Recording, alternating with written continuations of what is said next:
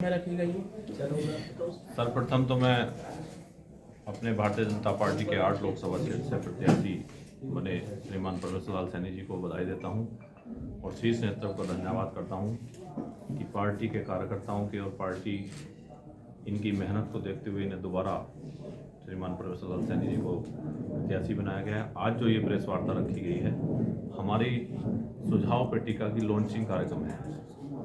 प्रत्येक विधानसभा में, प्रत्येक मंडल स्तर पर हमने एक सुझाव पेटिका हमने बनाई है और बूथ स्तर तक हम उसको सक्रिय करके सुझाव मांग रहे हैं। वो सुझाव जो है नमो ऐप पर अपलोड किए जाएंगे और उन सुझावों के आधार पर हमारा केंद्रीय नेतृत्व संकल्प पत्र तैयार करेगा, जो आने वाले चुनाव में हमारा भारतीय जनता पार्टी का घोषणा करेगा। इसकी क्या ज़रूरत अचानक आन पड़ी, इससे क्या फ़ायदा होगा? कहीं अगर कोई विषय ऐसा छूट जाता है कि ध्यान में नहीं आ रहा, तो वो सुझाव एक तरह से मांगने चाहिए। अगर हम सरकार में भी हैं तो ऐसा नहीं है कि कोई चीज़ ऐसा कि चीज़ें ना छूट रही हों।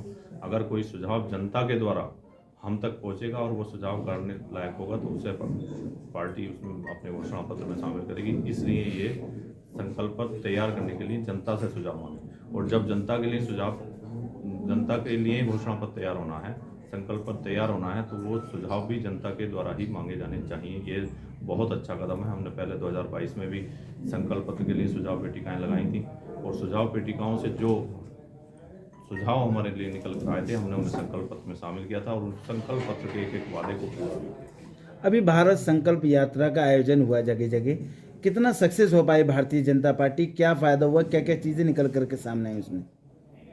आज़ाद भारत के इतिहास में पहली बार किसी सरकार द्वारा इतना सुंदर कार्यक्रम का आयोजन किया गया है। हम गांव-गांव कार्यक्रम में गए, हमारे कार्यकर्ता गए और हमने जो योजनाएं थी, अगर उन योजनाओं से कोई वंचित था तो हमने हाथों हाथ उनके पंजीकरण कराए। उस विकसित भारत संकल्प योजना के लागू करने से 1 करोड़ से अधिक किसान, जो कहीं ना कहीं किसान सम्मान निधि से छूट रहे थे, किसी वजह से उनका लाभ नहीं मिल पा रहा था, उन लोगों का पंजीकरण हुआ और वो इस योजना में शामिल हुए। अध्यक्ष जी